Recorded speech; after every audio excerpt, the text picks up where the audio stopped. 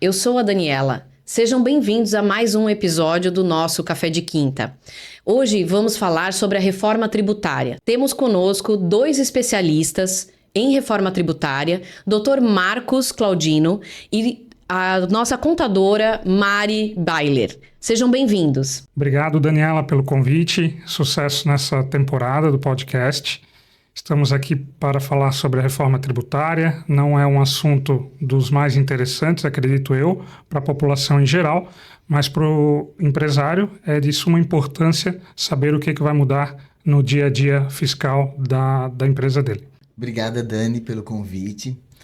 Tenho muita satisfação em poder participar desse momento que a gente vai trazer informações importantíssimas para os nossos empresários, porque a reforma, no meu ponto de vista, ela vem desafiadora, porque ela vai mudar a regra do jogo, mas a consequência disso é benéfica, porque a intenção dela é que tudo fique mais transparente, que a gente vai poder ter noção dos impostos e de todo esse processo que hoje, pela complexidade dele, não é possível o empresário enxergar. Então, estou muito feliz de estar aqui. Muito bom. Eu acho que está todo mundo ansioso para saber sobre esse assunto. Mas primeiro eu vou pedir que vocês nos contem um pouquinho da trajetória de vocês. Marcos, começamos contigo. Como é que tu chegou a ser um advogado tributarista? Legal. Dani, nessa questão especificamente não tem nada de romântico, né? Foi bem curioso como eu comecei na área. No segundo grau, eu fui me matricular para fazer o ensino normal. E eu fui numa escola perto da minha casa que não tinha ensino normal. Na época só tinha cursos profissionalizantes. Então tinha mecânico, eletricista e tinha contabilidade. E aí eu resolvi fazer contabilidade porque as outras áreas que mexem com a mão eu não sou... não tenho a mínima capacidade, vamos dizer assim, né? Meu negócio é burocrático, né? E aí depois que eu me formei ali segundo grau, técnico em contabilidade, gostei e fui me aprimorando até que eu cheguei no momento de fazer direito na FURB. Então, a gente ficou lá mais um tempo. Enquanto eu trabalhava no escritório de contabilidade, eu fazia direito à noite na FURB. E depois eu migrei para o escritório de advocacia e mais ainda para o direito tributário. Mari, e tu? Que interessante, foi bem parecido. Eu sou filha de agricultor, na época a gente fez o primário lá no interior, e quando foi para o segundo grau, que era a hora de escolher a direção da profissão, eu também tinha secretariado, magistério e contabilidade. Não queria ser nenhum dos dois, fui fazer contabilidade. Lá eu me encontrei, eu gosto muito de números, eu sou bastante organizada, mas sempre buscando algo mais, né? Então, não trabalhei direto com contabilidade, né? Comecei uma carreira numa empresa grande, da microfilmagem à assessoria fiscal. Depois disso, parti para a iniciativa privada, né? Fui dona de loja, fui dona de confecção. Me casei há 35 anos, né? Então, meu marido abriu um escritório de contabilidade, eu, em paralelo, fui contadora de multinacional, trabalhei em outros escritórios também. E agora, com o falecimento dele em 2022, eu assumi então o escritório, que na época era um escritório bem tradicional, já com seu nome no mercado, mas agora a intenção que eu tenho com ele é transformar esse escritório numa empresa de contabilidade, onde a gente vai atuar de uma forma mais ampla, com o objetivo de facilitar a vida do empresário, né? No qual a gente vai trazer soluções mais completas para facilitar a vida, que ele possa, então, seguir no foco do negócio dele e a gente com a outra parte da assessoria administrativa que ele precisa. Então, contabilidade, para mim, é essencial para qualquer negócio. E eu trago uma outra coisa que é o meu hobby, eu estudo as energias sutis, né? Então, sou formado em sistêmica, faço alquimia da consciência, então eu trago todo esse conceito para dentro da administração, porque na realidade somos todos seres humanos, né? Sim. O cliente é ser humano, o colaborador é ser humano, então quem não entende de pessoas, não entende de negócios. Verdade. Então esse é o meu foco e é isso que me dá prazer em trabalhar, trazer essa informação para um ramo que é tão exato quanto a contabilidade. Nós três somos de áreas bastante afins, né? Porque eu trabalho com a parte burocrática do financeiro, o Marcos a parte tributária e a contabilidade também com toda a parte tributária e contábil. Como é que está sendo realizada essa reforma tributária? Como é que os empresários que hoje não conseguem entender a tributação das empresas vão começar a entender essa parte de troca para a reforma tributária? Ou o que está vindo na reforma tributária que vai modificar o que a gente tem hoje? Queres começar, Marcos? Legal, Dani. Eu acho que seria interessante fazer um histórico, né? Por que da reforma tributária, né? Ou melhor, o que é a reforma tributária? A reforma tributária, na verdade, ela está sendo feita de forma parcial. A gente tem tributos sobre a renda, tributos sobre o patrimônio e tributos sobre o consumo. E o legislador, ele preferiu pegar agora só o ponto da reforma tributária sobre o consumo. E aí ele escolheu 5 tributos, né? ICMS, o ISS, o PIS, o COFINS e o IPI, para ele reorganizar isso, né? A legislação hoje ela é muito extensa, né? Desde 1988, que foi quando nasceu a Constituição atual, mais de 400 mil normas tributárias foram feitas. Por dia, enquanto a gente está falando aqui hoje, são 37 normas. Então é muito difícil de acompanhar. Cada estado tem sua legislação, são 27 estados. Cada município tem sua legislação, mais de 5 mil municípios, né? E isso está impraticável. Hoje, principalmente para os contadores aqui, fica muito difícil fazer esse trabalho para todas as empresas, né? Lembrando que o Brasil hoje é disparado o primeiro lugar no mundo, o país, né? O primeiro lugar no mundo em gasto de hora com obrigações acessórias. Sim. 1.500 horas ano. O segundo colocado, com 1.100 horas, é a Bolívia. Depois vem Venezuela e assim por diante. Então, a gente está muito à frente ou muito atrás na questão burocrática, tá? Então, a gente precisava sim fazer essa reforma tributária, principalmente para acabar com isso, ou diminuir, né? Fora que tem a justiça social, né? A questão de se vai diminuir a tributação ou não. Depois a gente até pode entrar nesse ponto, né? Mas o foco, pelo meu entendimento, é realmente dar mais tranquilidade para as empresas, principalmente quem vem de fora, que fica maluco com a legislação, né? É um caos. É muito difícil de acompanhar tudo que tem que ser feito, né? Mari, como é que fica a rotina da contabilidade em relação a essa reforma? Como é que tu enxergas que vai acontecer isso? Bom, a princípio o trabalho vai dobrar, né? Nós vamos ter que continuar no sistema antigo e temos que ir nos adequando ao novo. Então, de início vai ser bem desafiador, mas a tendência é que facilite, porque hoje a gente apura imposto, a gente faz declaração, e agora com a reforma, isso não vai mais, isso vai acontecer dentro da conta do Split Pine, que vai estar gerindo tudo isso. Então, a nossa vida, teoricamente, vai dar menos trabalho no sentido operacional. No entanto, vai abrir um outro leque que a gente vai trabalhar mais de uma forma consultiva, porque a gente vai ter que orientar o cliente na melhor forma de atuar, na melhor forma de comprar. Então, o nosso trabalho vai mudar o foco. Mas o Brasil sempre é campeão em trazer novidades na área tributária, né? Então, eu acredito que, como é exemplo de alguns países, que eles têm limites para... Você pode abrir uma empresa e você não precisa de contador até X% do faturamento. Só que nesses países ninguém faz nada sem o auxílio do contador.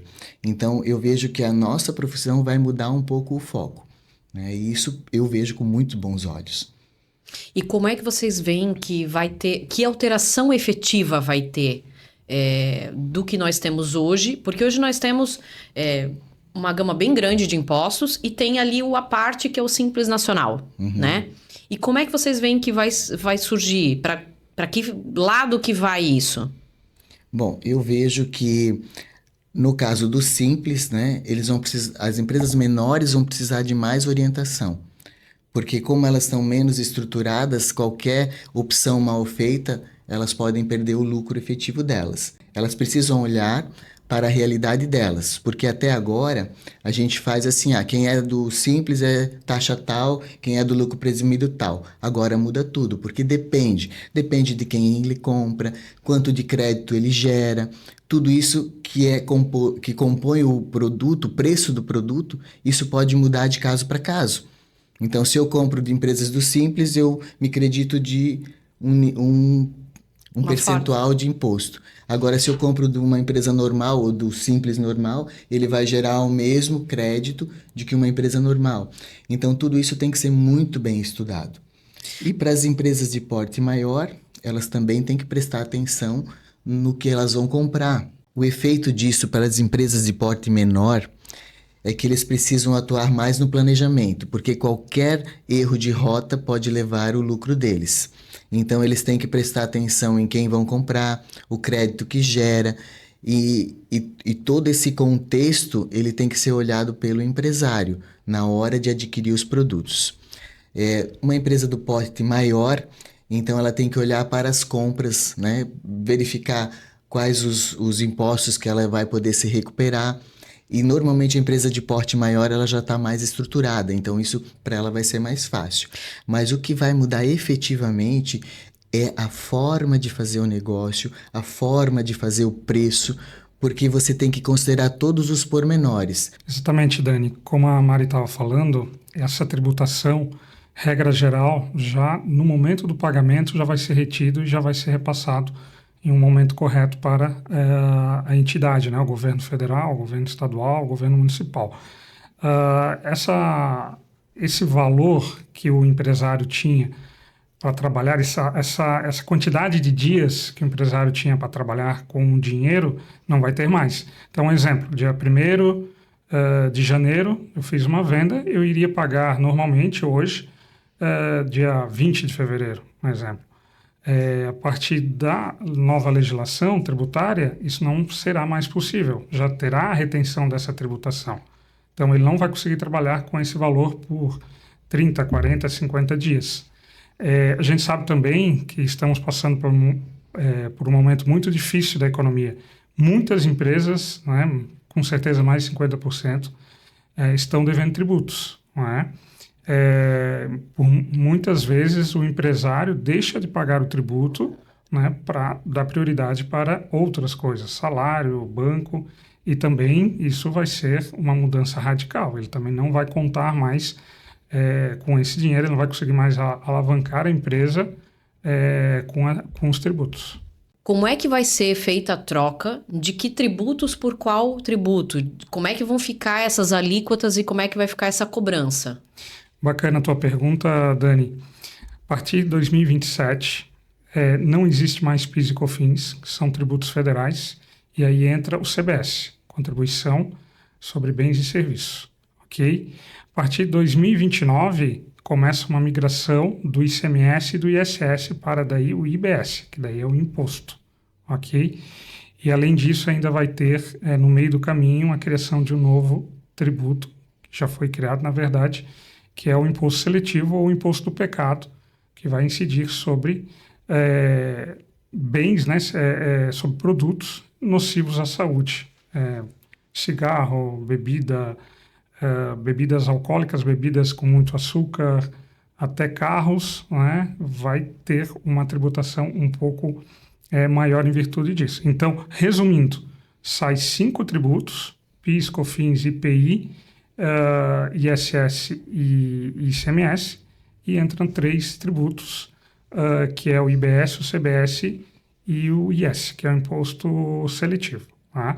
Lembrando que o IPI, a gente fala que ele vai ser eliminado, mas na verdade ele vai ficar quietinho e ele vai ser só utilizado para que não perca sentido a Zona Franca de Manaus. Então, alguns tributos, 6% mais ou menos, algumas mercadorias, alguns produtos, 6% mais ou menos, é fabricado na Zona Franca de Manaus. E aí o que acontece? Se eu quiser fabricar fora, aí o IPI ele volta e eu pago o IPI.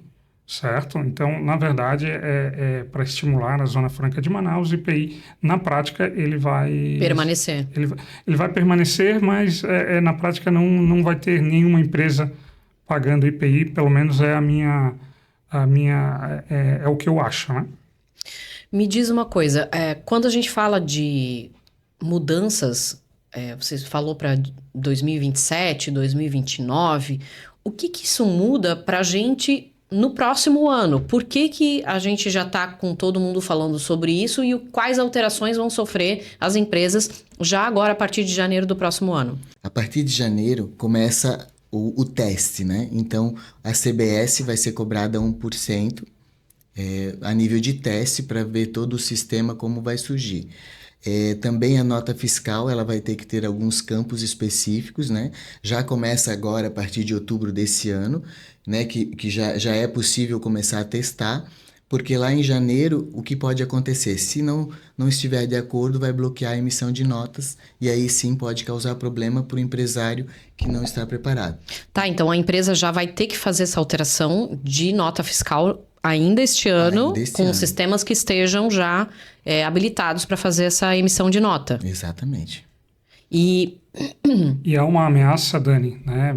Puxando um pouquinho o assunto aqui, há uma ameaça, entre aspas, de que se você não fizer essa retenção de 1%, você não vai pagar esse 1%, você vai compensar com o PIS e COFINS.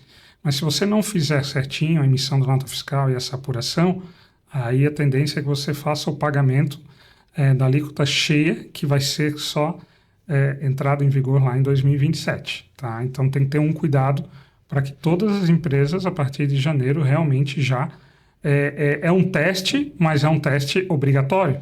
É tipo vestibular, é um teste, mas ou tu passa ou tu não passa. Tá valendo. Tá valendo. Então... O opcional começa agora em outubro, né? Você tem a opção de já colocar isso em prática para ver ajustar o processo e não ter problema lá em janeiro.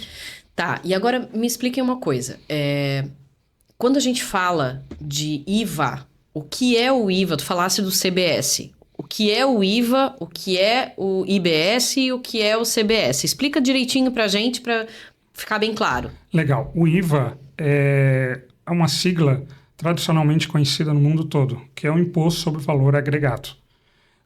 No Brasil, é um dos únicos países do mundo que implantou o IVA dual. Ou seja, dentro do IVA tem o IBS e o CBS. Na verdade, ou você chama de IVA para se referir aos dois tributos, ou você fala diretamente já CBS e IBS, tá? O IVA dual, por que é dual no Brasil e nos outros lugares do mundo não tem, né? Se eu não me engano, mais 1 ou 2 países só que tem o IVA dual. Em virtude da nossa Constituição. Hoje, para fazer uma reforma tributária, a Constituição de 88 engessou muito. E cada estado, cada município iria ao STF dizer que estava sendo retirada a sua competência para um determinado tributo. E aí houve toda essa engenharia. Em 2023, a Emenda Constitucional 132 mudou a parte da Constituição e para preservar os direitos do município e dos estados e para preservar o direito da União, foi feito essa repartição, que é o IVA dual. Então, CBS é contribuição, vai para o governo federal, começa em 2027 e a gestão é dele. O IBS começa em 2029 e a gestão é de um comitê gestor que vai ser implantado, que tem 27 membros dos estados, um membro de cada estado, e 27 membros dos municípios, né? Então, eles vão decidir e vão administrar, fiscalizar esse IBS, que é o Imposto sobre Bens e Serviços. Tá, então é sobre consumo, que seria as empresas que são produto. É isso? Não. Ou não? Não. Eu vou voltar a uma casa para explicar o que é tributo. A gente fala, às vezes a gente fala muito imposto. Mas, na verdade, a gente tem que falar tributo, né? Tributo é o gênero, imposto é a espécie. Nós temos 5 espécies hoje tributárias, né? Contribuição é uma delas, imposto, empréstimo compulsório, taxas, né? E contribuições sociais. o que acontece? O tributo, o CBS é a contribuição, não muda nada para o IBS. A base de cálculo é a mesma, certo? Bens e serviços, a contribuição vai ser sobre bens e serviços. O IBS também é sobre bens e serviços. A única coisa é que um vai para o Estado e para o município, o outro vai para o governo federal. Em virtude dessa legislação da Constituição, não pôde fazer um tributo só, mas o certo era um só, era o IVA, certo? Então, eles não puderam fazer isso e, na verdade, são 2 tributos, sendo que um é a contribuição e outro é um imposto. Tá. É porque hoje, quando a gente fala de imposto, todo mundo que tem empresa sabe. Se você tem serviço, você paga ISS, é competência da prefeitura. Se você tem uma empresa que vende produto, você tem ICMS, é competência do Estado. Como é que fica esses 2 itens, os 2 impostos novos incidem sobre as 2 coisas? Exatamente. Não vai ter mais essa divisão. Não vai ter mais essa lista, né, de serviços, né? É serviço ou é uma entrega de uma mercadoria, uma circulação de uma mercadoria? Né? Telefonia, um exemplo, é serviço ou entrega de uma mercadoria? Isso não vai ser mais necessário, porque sobre tudo que é vendido ou que é prestado serviço, né? A Mari até pode me ajudar nisso melhor, vai ter a incidência. Então, eu não preciso mais agora ficar entendendo o que é serviço, se cabe ISS, o que é venda de mercadoria, se cabe ICMS. Não, vai ser o IBS e o CBS. O que muda é que agora o fato gerador é a emissão da nota fiscal. Agora o fato gerador é o recebimento. Então, por isso, o que vai contar é quando o dinheiro vai circular e não mais quando a mercadoria está saindo ou aí, no caso, o serviço prestado. Então, é isso que muda. Você acaba, a incidência do imposto começa no pagamento. Desculpa, Mari, mas é interessante que você falou antes que tem que ter as empresas a partir de agora, empresas profissionais auxiliando para que seja feito de forma correta esse recolhimento de tributo. E não é só o recolhimento do tributo, é um assunto extremamente complicado, até para nós que estamos no dia a dia, imagine para quem não está. Então, é necessário profissionais que não só para recolher o tributo, mas para fazer a precificação, né? Precisa de profissionais que vão auxiliar nisso, porque senão a empresa, o empresário vai se perder. Quando tu falas, Mari, da questão que não é sobre a emissão da nota ou saída da mercadoria, é sobre a transferência de valores. Uhum. Como é que fica essa imputação do imposto sobre as transferências que as pessoas fazem? Porque o que acontece? Muitas vezes, quando é serviço ou até quando é mercadoria, a pessoa recebe um adiantamento, por exemplo. Ela recebe um adiantamento e aí ela vai emitir a nota lá no momento em que ela vai levar o material para o cliente, enfim. Por quê? Porque hoje você precisa da nota dentro do prazo para transportar um material, por exemplo. Né? Uhum. E aí, como é que fica? Se eu já recebi esse adiantamento antes, eu tive que emitir uma nota antes? Sim, como é que vai ter que funcionar isso? Você vai ter que emitir uma nota de adiantamento. E nessa nota também vai ter a retenção. Então, essa figura muda, é totalmente nova, mas ocorrendo o fato financeiro, tem que acontecer a nota também. Uma nota um pouco diferenciada, mas vai ter que ter nota também. Primeiro, o que acontecer primeiro, você vai ter que recolher o tributo. Então, um exemplo. No momento que o cliente me paga, se não chegou ainda a data do vencimento da guia, porque ainda vai continuar nos primeiros anos, normalmente no outro mês vai ter a data de vencimento da guia, né? A famosa guia para fazer o pagamento. Uhum. Mas se eu tive um recebimento antes dessa data de vencimento, o split payment já vai fazer essa retenção. Agora, se eu vendi a prazo, eu preciso vai gerar, né, essa venda, né, essa prestação de serviço, e eu vou ter que pagar mês que vem, no exemplo, o tributo mesmo sem eu receber. Pelo menos isso é o meu entendimento. Então, é o que ocorrer primeiro. Ou eu pago pelo recebimento antecipado dos valores, né, ou no pagamento à vista, um exemplo, ou quando é parcelado eu vou ter que não antecipar, mas fato gerador é o mês de janeiro, o pagamento é no mês de fevereiro. Na realidade, vai ser assim. Quando você vende a prazo, você vai tributar no prazo. Então, vamos lá. Eu emiti uma nota fiscal aqui, que eu fiz em 10 vezes, né? Então, quando eu emito a nota fiscal, eu já estou dizendo que a primeira parcela vai ser no mês que vem. Então, o imposto vai incidir sobre aquela parcela, quando ocorrer o pagamento. Entendi. Então, o detalhe qual é? O detalhe é que se na hora de o cliente pagar essa parcela ele não fizer, aí sim cai para minha conta. Porque o governo não vai esperar o cliente pagar. Venceu, é para cair, o cliente não pagou, sai da minha conta. É isso que vai acontecer. Então, Tá, mas aí eu vou dar um exemplo prático para as pessoas poderem visualizar isso. certo. Eu vendi esta mesa, tá? Vendi esta mesa em 10 vezes sem juros para o meu cliente. Ok. Eu emiti a nota de R$ 1.000 da mesa. São 10 parcelas de R$ 100. Perfeito? Perfeito.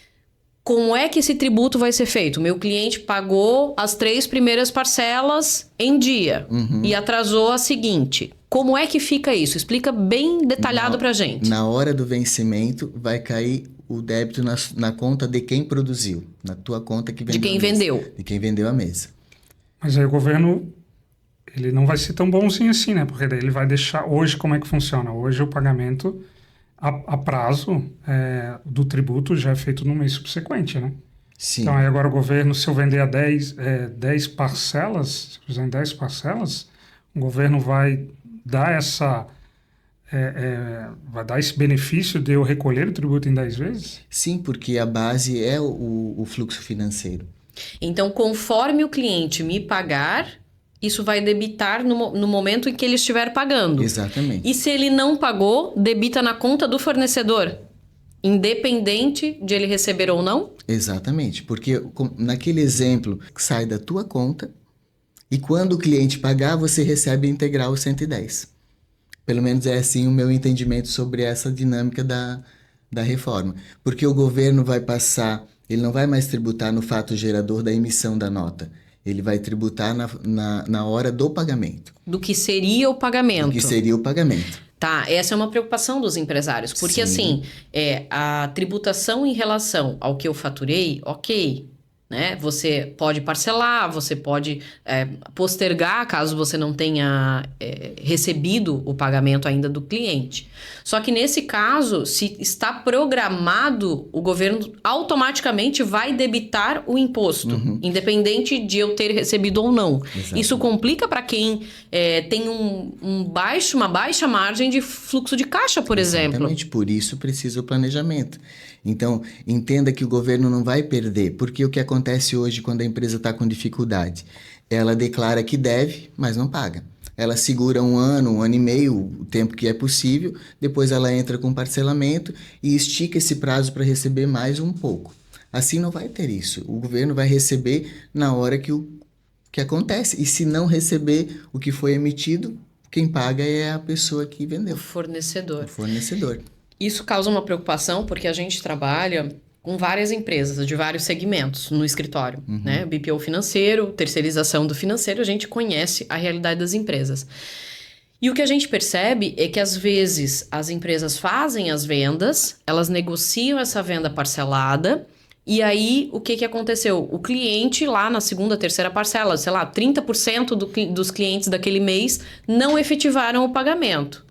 Se houver o débito do imposto, possivelmente a empresa vai ter que deixar de pagar fornecedores, pagar funcionários por causa da inadimplência que ela tem na empresa. É isso mesmo? É isso mesmo. Até existe algumas possibilidades que o governo vai dar créditos facilitados por conta desse fluxo financeiro das empresas que vão ser prejudicados. Então, já existe essa visão que as empresas vão ter dificuldade de capital de giro por conta dessas pedaladas que acontecem no meio do circuito. Então, para a gente entender bem claro, não importa aí se tem divergência, a gente pode divergir porque a ideia é a gente chegar num denominador comum. Se uma empresa de varejo, como essas grandes, uma Casa Bahia da vida ou qualquer outra, vendeu uma mesa de R$1.000. Quando ela emite essa nota, o tributo dela hoje é cobrado no mês seguinte. A alíquota que ela estiver pagando, né? Que para produto começa em 4% e para serviço começa em 6%, tá? Se eu estou clara Empresas nisso. do Simples, sim. Simples Nacional, sim. No caso dessas grandes, elas já estão fora do Simples Nacional, né? Mas, enfim, ela vendeu o produto e vai pagar o imposto no mês seguinte integralmente sobre o valor da nota. O que tu explicasse agora é que vai passar a não pagar o valor integralmente, ela vai pagar sobre as parcelas que ela tem. É isso? É isso mesmo. E em outras empresas que antes não pagavam os impostos antecipadamente, como antecipação de recebível, ou antecipação de adiantamento de cliente, né? Que a nota era gerada no final. Então, essa empresa vai passar a aumentar o pagamento do imposto já nessa primeira parcela. Já na primeira, porque o que vai gerar o imposto é o pagamento, e não mais a nota fiscal como fato gerador. Tá. E aí eu vou tirar mais uma dúvida, de novo, né? Para ver se todo mundo fica entendido nisso. Se o pagamento é o fato gerador, por que o imposto é cobrado mesmo que o meu cliente não pague? Vocês têm essa... Não, porque na realidade o imposto vai ser pago. Só não vai ser pago por quem comprou, vai ser pago por quem produziu. No seu caso da mesa, né? O teu cliente não pagou. O tributo vai ser descontado da tua conta. E aí você vai receber esse valor quando ele pagar. Sim, porque daí recebe integralmente. Exatamente. É que eu acho o que a Mari está falando, me corrija se estiver errado, é que vai ter uma grande conta corrente para cada empresa. Exatamente. Então ali vai entrar débito e crédito e no final passa a régua e vê o que eu estou devendo ou o que o que vai ficar ali para os próximos dias, próximos meses, entendeu? Então é uma conta corrente em que vai ser debitado e creditado conforme eu compro e conforme eu vendo. Quando a gente fala de uma grande conta corrente, não é uma conta de banco, é uma conta contábil com o governo, Não, é isso? É uma conta semelhante a uma conta de banco. Você vai ter o banco A, B e C e a conta do imposto. Daí essa nomenclatura que eu não tenho certeza como vai ser, mas é um sistema bancário que vai regular, você vai ter que conciliar essa conta, vai ter que olhar, então é mais uma conta tipo bancária. Mas assim, gente, é muito simples tudo isso. É que agora, por ser novo, e a gente está achando tudo estranho, mas no final você vai ver que a estrutura é simples. O que vai complicar são os detalhes que podem vir de cada caso em específico.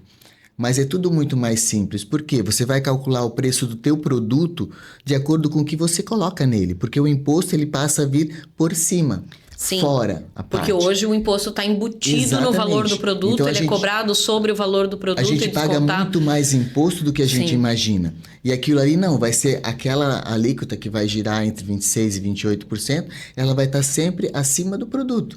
Em tese é para simplificar. Exatamente. Porém, as empresas vão ter problema de fluxo de caixa.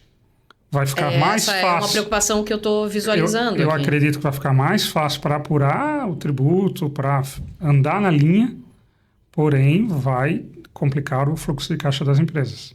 Porque isso hoje... eu não tenho dúvida, tá? Assim, é um ponto que não tem como a gente divergir. As empresas trabalham com o valor do imposto no fluxo de caixa delas.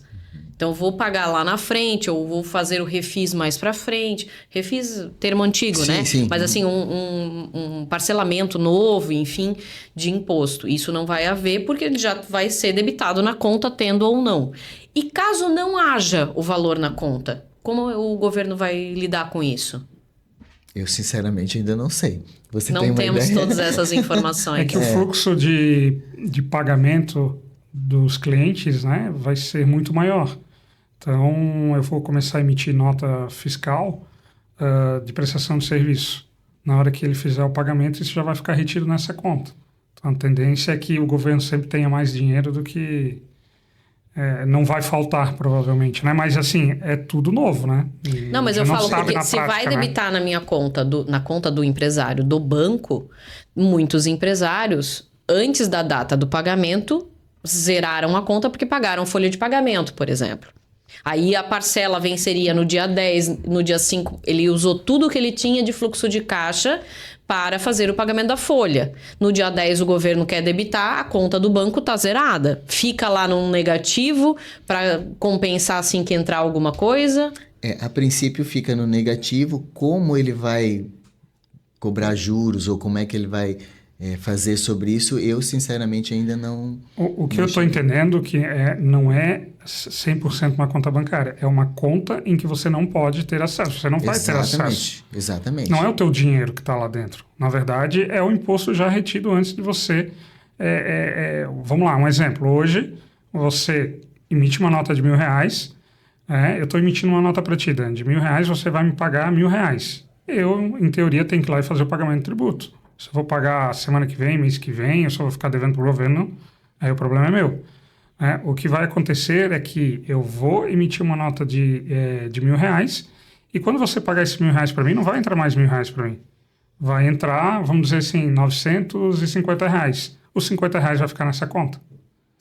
Isso também foi um questionamento que eu já ouvi de alguns contadores, tributaristas, enfim, que o valor descontado não é o valor da nota, é o valor que vai ser acrescido à nota. Então, vamos imaginar um serviço. A gente fez uma nota de R$1.000. Para o cliente, essa nota vai como R$1.000 ou ela vai já como 1.100 com o imposto? Como 1.100. Você vai emitir o seu boleto como 1.100.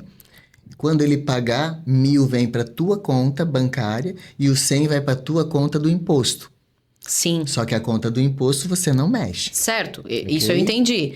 O ponto é que, então, quando você fecha uma negociação para o seu cliente, você já tem que dar a informação de o que vai ser acrescido de imposto. Sim, mas aí vai estar claro na tua nota fiscal. Sim.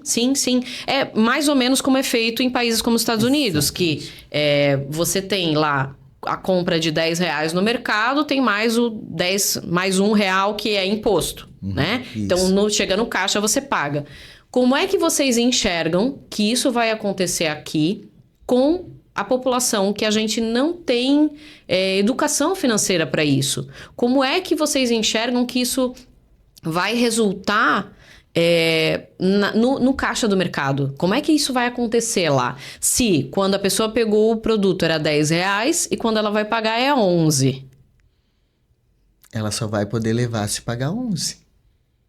Porque isso não é a moça do caixa que vai impor. Não, é a nota exato. fiscal que gera. Vamos esperar para ver.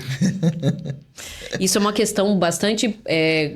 que tem sido levantada pelo pessoal de contabilidades das empresas.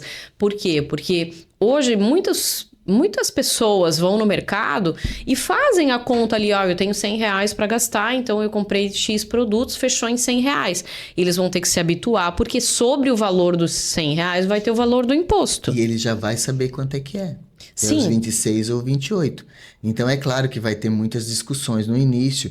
Talvez até os mercados vão ter que colocar o produto... Com o imposto, sem imposto. Com imposto 100, sem imposto 100, com imposto 110. Talvez eles nem vão colocar o imposto evidente na prateleira, eles vão colocar 110.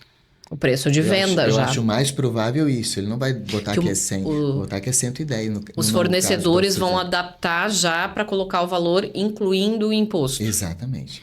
Porque o que vai interessar o custo do produto é na cadeia, né? Porque você vai receber o imposto limpo. Porque agora o que acontece? Quando o tributo incide sobre a minha nota fiscal, eu tenho o meu lucro ali dentro. E agora esse lucro... o meu lucro e o meu imposto, certo? E agora só vai ter o lucro, porque o imposto ele vai caminhar fora do cálculo. Sobre o valor. Então, assim, uma tendência é que o produto fique mais barato, porque não tem a reincidência do imposto ali dentro do custo. Dani, é importante falar que a mudança desse sistema é radical. A emenda constitucional foi em 2023 aprovada. Esse ano foi a primeira lei complementar que foi promulgada também.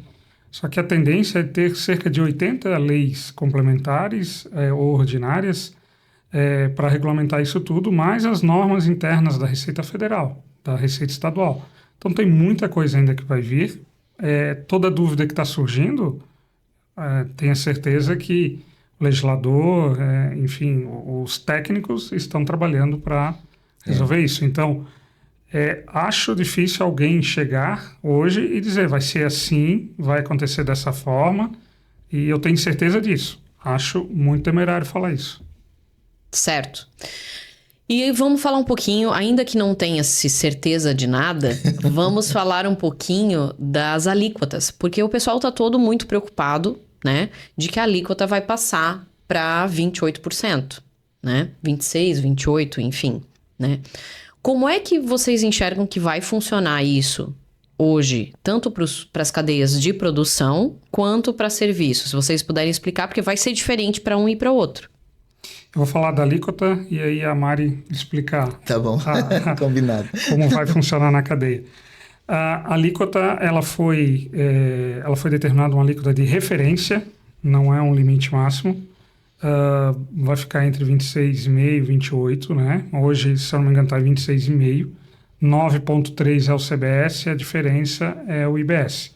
Porém, todavia, entretanto, no Brasil nada é fácil, os municípios e os estados, cada um deles vai poder determinar a sua alíquota. Então, inclusive, esse 26,5, como foi falado, é referência. Daqui a pouco a gente está pagando 30%, talvez. Ou o município talvez não queira colocar uma alíquota muito alta, vai ficar mais ou menos nesse patamar. Então, isso ainda não está claro também. A alíquota é de referência. E o Senado Federal, todo ano, ele tem que avaliar esse sistema para ver se não houve aumento de carga tributária. Senão ele vai ter que intervir de alguma maneira na legislação. Na realidade, hoje, a alíquota tributária não significa carga tributária, porque cada empresa vai ter o seu cenário.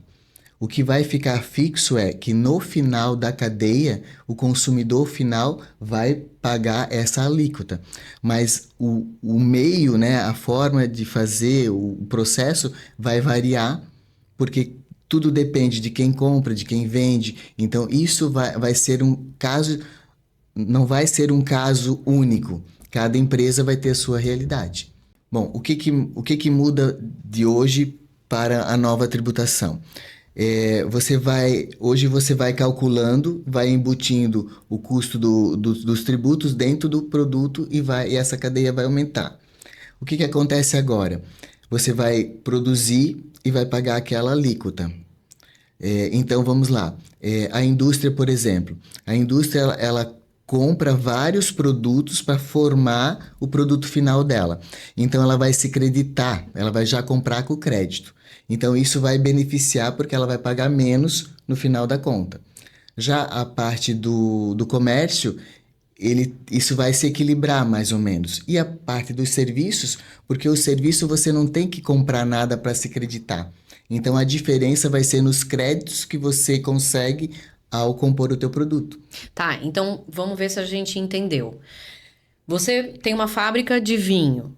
Você comprou a uva, você tem crédito sobre aquele valor da uva porque ela já tinha um imposto embutido. Certo. Aí você vendeu para o supermercado que vai ter um crédito novamente porque ele já tem duas cobranças, do produtor e do fabricante, certo? Então no comércio, no final, acaba saindo mais barato. Um advogado que vai fazer uma nota, ele não comprou nada. É o serviço dele. Então, ele vai pagar a alíquota máxima porque ele não tem nenhum crédito, não tem nada para trocar por crédito com essa conta corrente do governo. É isso? É isso. Então, significa que, no caso dos serviços, o serviço vai ficar mais caro para todo mundo que presta serviço. Sim, para o consumidor final vai ficar mais caro porque ele... Bom, na realidade, eu não sei se vai ficar mais caro, né? É que eu vou ter uma nota... Hoje eu faço a emissão de uma nota fiscal de R$1.000 para ti. Vamos dizer que o meu faturamento no mês foi R$1.000. Eu vou calcular os tributos, que hoje são baixos. 3,65 se for do lucro presumido de PIS e COFINS, por exemplo. Entendeu? E agora vai passar para 28%, 26%, 27%, 28%. Só que é sobre a diferença entre o que eu faturei e o que eu gastei. Só que um advogado, ele vai ter que gasto? Aluguel. Folha de pagamento não entra, não pode ser deduzido. Então, basicamente, aluguel, algum sistema. Então, a diferença dos R$1.000 que eu tinha antes e pagava 365, um exemplo, eu vou baixar R$100 aí, vamos dizer que meu lucro ali vai ser 900, entre aspas, lucro entre aspas, 900, eu vou pagar o 26,5. Agora, a indústria, quando ela fatura R$1 milhão por mês, provavelmente ela vai ter lá 900 mil, 950 mil de crédito. É porque ela tem muito mais despesa do que alguém que presta serviço. Hoje sabe-se que serviço tem um patamar de lucro, comércio um pouco menos e indústria lá embaixo. Então, na verdade, basicamente essa conta. Tem menos lucro, não é tributação sobre o lucro, tá? Vamos deixar bem claro isso aqui. Sim. Uhum. Mas é só para ter uma ideia de que a indústria tem menos lucro porque ela tem muita despesa. E isso vai valer no momento de calcular o IVA. É que no final das contas, como o imposto vai acabar sendo pago pelo consumidor, o que o serviço, a indústria, o comércio, eles vão fazer, vão repassar. Então, com certeza, o serviço vai repassar uma carga tributária muito maior do que a indústria. Mas isso para o consumidor vai dar uma diferença muito grande, porque, por exemplo, as empresas de mídia digital agora já estão, a partir de janeiro, repassando esse custo, né? Elas já vão entrar no cálculo do repassar o custo.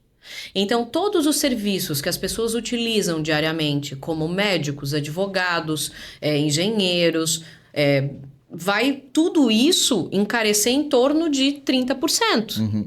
Vai existir algumas exceções, né? Que nem, por exemplo, contador, advogado, mais Engenheiro. Algumas profissões vão ter 30% de redução na carga tributária. Então, esses detalhes que a gente não sabe efetivamente em que âmbito vão chegar, né? Eles ainda não estão definidos, né? Estão previstos, né? Dani, mas vamos pegar uma grande magazine que vende roupa no Brasil, que hoje é difícil chegar e aumentar o preço de um produto lá. Que seja 10%, aí ainda é difícil. Vamos começar aqui em Blumenau, né? Eu, advogado, a Mari, contadora, você com a excelente empresa de BPO, você vai ter que aumentar esse valor. A gente vai ter que aumentar, senão a gente vai ficar no prejuízo. A indústria têxtil já vai ter uma certa resistência. A gente já vai ter que explicar um monte por que a gente está aumentando. Vamos dizer que ela aceite esse aumento. No momento dela vender para essa grande magazine, será que ela vai conseguir repassar também lá? No meio do caminho, eu acho que alguém vai ficar com a bomba na mão, tá? E eu acho que somos nós, serviço que vai ser... Talvez a maioria a gente consiga até aumentar o preço em virtude do tributo que está aumentando, né? Mas eu não sei se vai ser em toda a oportunidade que a gente vai conseguir fazer isso. Eu também concordo. Eu acho que o brasileiro é que vai ter que sambar novamente, né? Para preservar seu lucro, né? Então, vai ter que ser muito planejamento, muito estudo. Eu acho que vão ocorrer aí especializações mais profundas, porque você fazendo mais do mesmo serviço, você acaba ganhando. Então, o empresário brasileiro, ele é muito criativo, né? Então, eu acho que vai ser uma mudança no âmbito geral. Não vai ser só tributário. Como dizem por aí, vai ser o caos organizado até 2033. Essa é a palavra que... Uma pergunta que fica na nossa mente, quando eu perguntei ali de tempo de implementação, a gente sabe que já tem empresas que a partir de janeiro estão implementando o IVA. Como é que vocês enxergam que vai ficar esse mercado para o ano que vem? Como é que vocês enxergam? E aí, aceito palpites, não é necessariamente a posição técnica, né? Porque é uma suposição do que pode acontecer. Por favor, primeiras damas. Eu acho que vai ser uma negociação constante, né? Porque não adianta eu agora, como escritório, querer já colocar o IVA. O cliente não vai aceitar, porque na realidade não aconteceu ainda. Então eu acho que vai ser muita conversa, vai ter muito bate-bate, porque cada um, eu acho que agora quem tiver uma voz mais ativa, um poder de convencimento maior, não de convencimento, mas de explicar a realidade, eu acho que ele sai na frente, né? Então, essa transparência no que vai acontecer é o que vai mudar a regra do jogo. Então, se eu chegar para você, que é minha cliente, e te mostrar, ó, a minha alíquota era essa, agora eu tenho essa, e eu não consigo, né, tirar isso do meu lucro. Ou seja, nessa taxa alta, muitas vezes vai o meu lucro embora. Então, eu acho que vai mais essa negociação que vai imperar. Porque acontece o seguinte, se não for lucrativo para você, você não vai oferecer o serviço. Exato. Então, de certa forma, todo mundo vai ter que abrandar a sua opinião sobre tudo, e aquele empresário que hoje é taxativo, eu só pago isso, esse empresário está morto, porque ele vai ter que flexibilizar. Verdade. Eu acho que 2026 vai servir para as empresas correrem atrás do que tem que ser feito, né? Porque 2027 ainda tem gente achando que reforma tributária vai ser suspensa, vai ser alterada a data, quase 100% de certeza, né? Não tenho certeza de nada, mas creio que não vai mudar a data, vai ser implementado mesmo. Então, para mudar qualquer coisa, teria que fazer nova lei. Nova lei leva tempo, tem que ser aprovado. Então, assim, mesmo que isso não desse certo e tivesse que ter mudanças, né? Isso ia aparecer daqui a uns 3 anos. Não vai aparecer para agora. Então, 2026, as empresas têm que revisar seus sistemas, ERP, precificação, fluxo de caixa, alterar os contratos, né? Importante quem presta serviço, já colocar uma cláusula em que prevê esse aumento lá em 2027, né? Quando tiver o aumento da tributação. Enfim, tem que não arrumar a casa porque não estava desarrumada, né? Na verdade, são novas regras, então tem que se adaptar com as novas regras e tem que, durante 2026, tem que ir atrás desses detalhes. Essa mudança toda me causa uma certa preocupação, porque como eu lido com o financeiro das empresas, eu percebo muito que a maioria dos empresários não está, primeiro, atento a isso e, segundo, não tem esse conhecimento. E aí eu não estou recriminando os empresários, eu estou simplesmente declarando o fato de que a gente não tem um conhecimento financeiro, uma educação financeira desde a infância. A gente não tem essa informação disponível, né? Então hoje, as pessoas que têm um pequeno bar, uma pequena padaria, uma facção, uma lojinha de roupa, ela vai ter que procurar uma consultoria especializada. E aí a consultoria já é um serviço, já vai estar mais cara. Então isso tudo incide em atrapalhar o fluxo de caixa das empresas. Claro que lá na frente, como tu falasse, Mari, pode ficar muito melhor, porque vai ser visualmente melhor para perceber o que é imposto, tributo, né, incidindo em cima do produto, mas eu acho que nesse primeiro momento as pessoas ainda estão bastante desavisadas. Deixa para amanhã, né? É o famoso deixa para amanhã, que a gente vê o que acontece.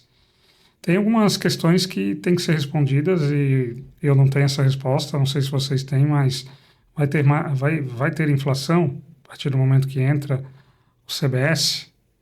Não sei, as empresas simples vão permanecer no simples ou elas automaticamente vão ter que migrar para outro regime? Elas não serão empurradas hoje, né? Elas não serão obrigadas a mudar de regime, elas podem ficar no simples. Mas isso foi uma questão que também me levantaram. Me levantaram essa questão no último mês, agora com os eventos que a gente foi e tal. Por exemplo, eu sou uma prestadora de serviços do Simples Nacional. A empresa para a qual eu presto serviço é uma indústria, ou é um comércio, ou é um fabricante de alguma coisa. Ele já está migrando para o IVA e ele quer ter créditos para serem trocados pelo imposto que ele não quer pagar menor, correto? A minha empresa, como Simples, vai gerar esse crédito ou não vai gerar o crédito? Só vai gerar se você fizer a opção pelo Simples Normal, que eles estão chamando. Então, nesse Simples Normal, você vai ter os mesmos benefícios, só que sobre o produto você já vai calcular com a alíquota normal. Normal seria do IVA. Do IVA. Então, mas só que você tem que fazer essa opção 3 meses antes, ela é semestral. Até por conta, já foi falado que se for anual, o período é muito longo para ajustar qualquer erro ali. Mas essa opção é obrigatória para todos? Não, depende de para quem você vende. Porque se você vender para empresas do Simples, você não precisa mudar a sua forma de Mas tributação. imaginando que até final do ano que vem as empresas vão estar no IVA, a gente vai ter que fazer essa migração, porque mesmo que eu quisesse manter, ninguém vai contratar. Essa é a realidade? Acho que vai depender do objeto da tua empresa. O que você vende ou o que você presta serviço. Para quem você vende? Para quem, melhor dizendo, para quem, né? Se você vende exclusivamente para empresas, e empresas do lucro real, do lucro presumido, aí provavelmente eles vão te forçar ou dar um desconto, né? Mas essas grandes empresas nem querem desconto, elas querem o crédito. O crédito, porque o movimento é muito grande, elas não conseguem ficar fazendo conta, né? Agora, se você vende para pessoa física, aí a tendência é você permanecer no Simples. Porque daí o seu preço fica melhor, né? Em questão de pessoas profissionais, como médicos, advogados, dentistas, que prestam serviço para pessoa simples, incide pouco. Mas contabilidade só trabalha para a empresa, pessoa jurídica. A minha consultoria, o meu BPO, mesma coisa, né? Só é fechado com empresas. Eu não trabalho para pessoa física. Então, isso já é uma dúvida que tem sido levantada. Muitos contadores já com quem eu conversei já disseram, é assim ou vai ser assado, vai ter um crédito, não vai ter um crédito. É uma dúvida bastante significativa. O crédito, ele vai ser limitado ao que você paga do Simples. Então, a alíquota ali dentro do Simples é pequeno, e aí é mais fácil a gente falar que não vai ter crédito do que ficar explicando a moedinha que a empresa que está contratando vai receber de crédito, entendeu? Entendi. Porque não tem como se creditar daquilo que não foi gerado, né? Você vai ter direito àquele percentual pequeno. Entendi. Para quem está recebendo é melhor, mas para quem está pagando não é. Uhum. É uma questão bastante complexa aí. Eu acho que a gente vai ter que buscar informações e continuar se atualizando conforme as decisões, porque ainda tem muitas decisões por serem tomadas, né? Exatamente. Eu que às vezes falo sobre reforma tributária em alguns grupos, a gente está até marcando retornos semestrais para ir atualizando. Então, janeiro de 2026, vamos lá falar novamente, para o pessoal começar a se preparar realmente, né? E ver tudo que já foi feito até 2025 de legislação, de normas. Sobre esse termo que tu usasse aqui algumas vezes, split payment, né? O que ele vai ser exatamente? Ela vai ser essa conta, né, do governo, vamos falar assim, que vai girar os créditos e os débitos dos impostos ali dentro. E a gente vai ter acesso a consultar essa conta, a visualizar essas informações? Isso vai ser um sistema do governo que o empresário vai ter acesso ou só as contabilidades? Como é que é previsto isso? Até onde eu sei, é como se fosse uma conta bancária. Todo mundo vai olhar a sua, vai conciliar, vai ver se está tudo certo. Mais uma conta bancária, mas que não vai girar o fluxo de caixa e sim o teu fluxo do tributo. Basicamente como tem hoje dentro da contabilidade o controle das contas de ICMS, débito e crédito. Só que dentro da contabilidade eu faço a apuração e vou lá e faço o pagamento. A diferença dessa conta é que o governo já vai reter o tributo no momento correto. Então, quase que passa para o governo essa questão de débito e crédito e de analisar se você tem que pagar mais ou não. Claro que o contador vai ter papel importante nisso e ele vai ter que calcular no final do mês ali para ver se realmente está tudo correto, porque vai ter que utilizar os créditos também. O governo não vai conseguir acertar na veia, na minha opinião, quantos créditos eu tive naquele mês, certo? Vai ter uma previsão, uma ideia de qual é esse montante de crédito para o governo poder reter o tributo o mais próximo possível da realidade. Porque talvez ele vai reter a mais se eu tiver muito crédito naquele mês, correto? Eu imagino que a contabilidade faça o papel de um fiscalizador disso. Como é hoje a parte do imposto de renda, por exemplo. Que o imposto de renda você abre e já tem todas as informações lá.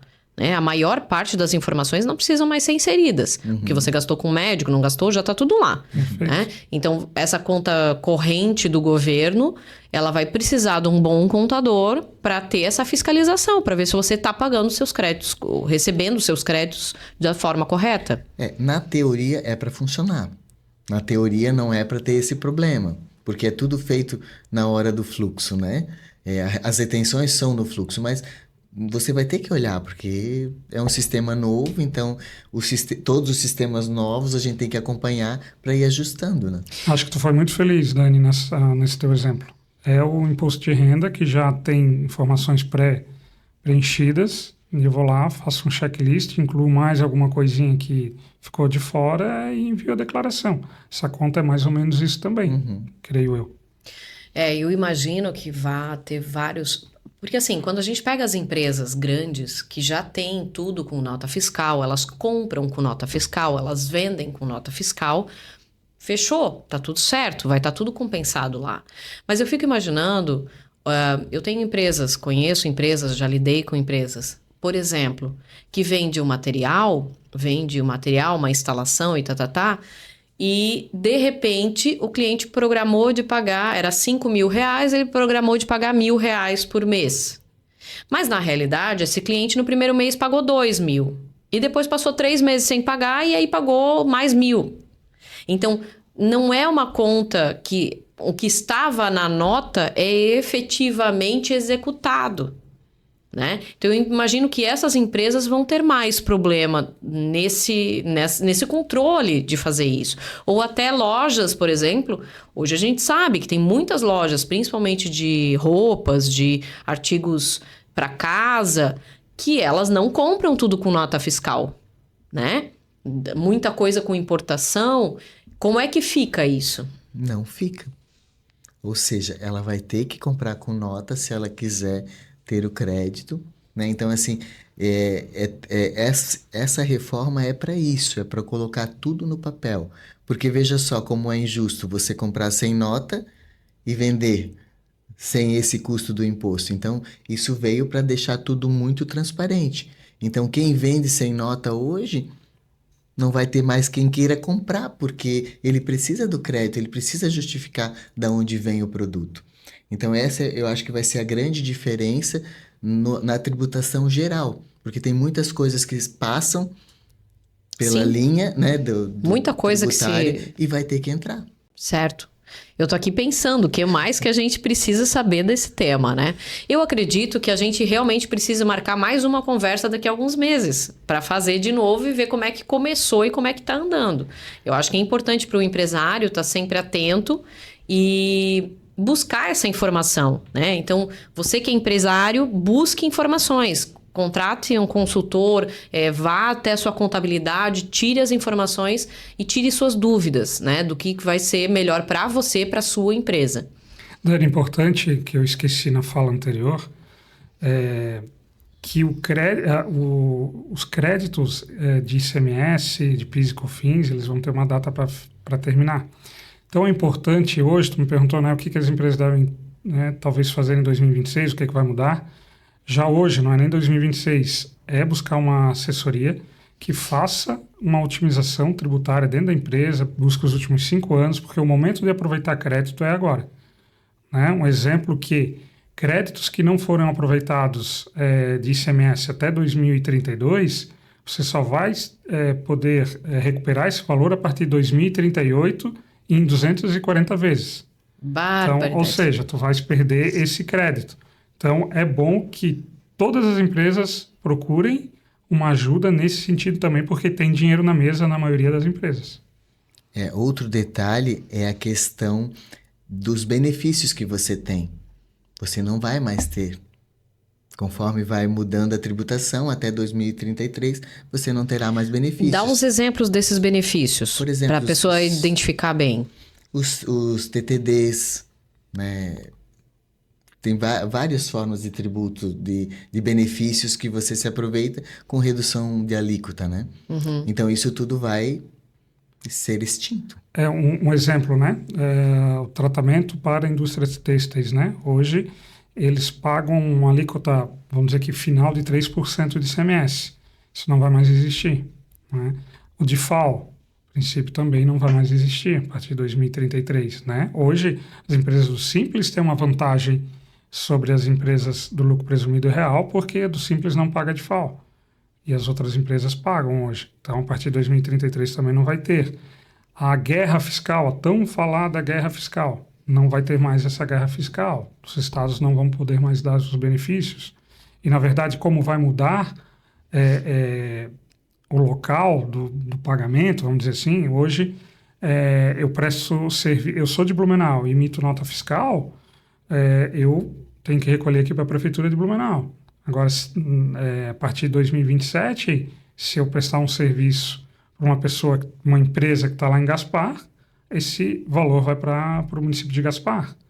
Se eu vender uma mercadoria hoje, né, eu tenho que pagar tributo aqui para o estado de Santa Catarina. Agora, a partir de 2029, se eu vender para o Rio de Janeiro, é o Rio de Janeiro que vai ficar com esse tributo. Claro que vai ter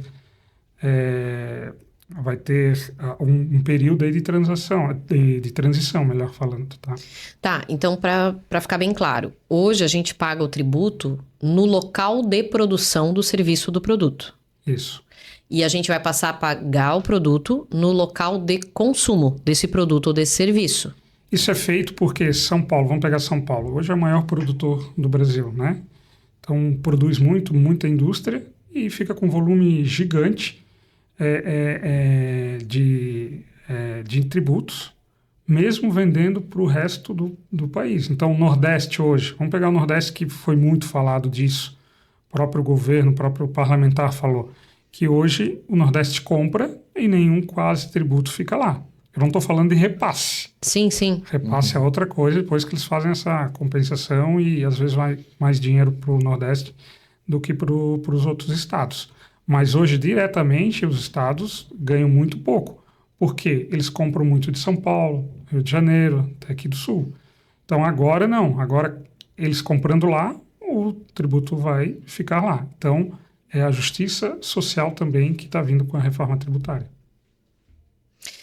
Gente, eu acho que a conversa foi só para abrir a mente. Ela não foi efetivamente para a gente saber de nada, porque até aqui a gente só tem questões, só tem perguntas, né?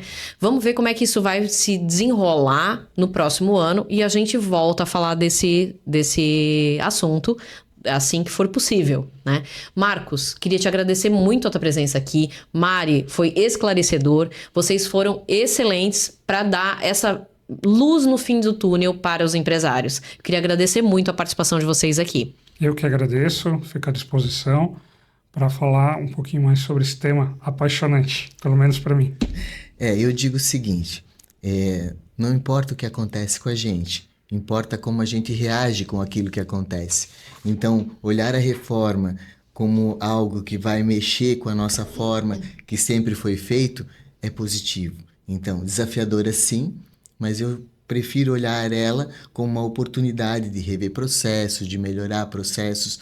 Então, eu vejo isso como algo positivo. Excelente, foi uma conversa maravilhosa. Eu espero que vocês tenham gostado tanto quanto eu e que tenham mais questionamentos. Fiquem à vontade para mandar as perguntas de vocês para o nosso podcast, que a gente vai entrar em contato com eles novamente, tá? Agradecemos a companhia de vocês até aqui e chegamos ao fim de mais um episódio do nosso Café de Quinta. Até o próximo!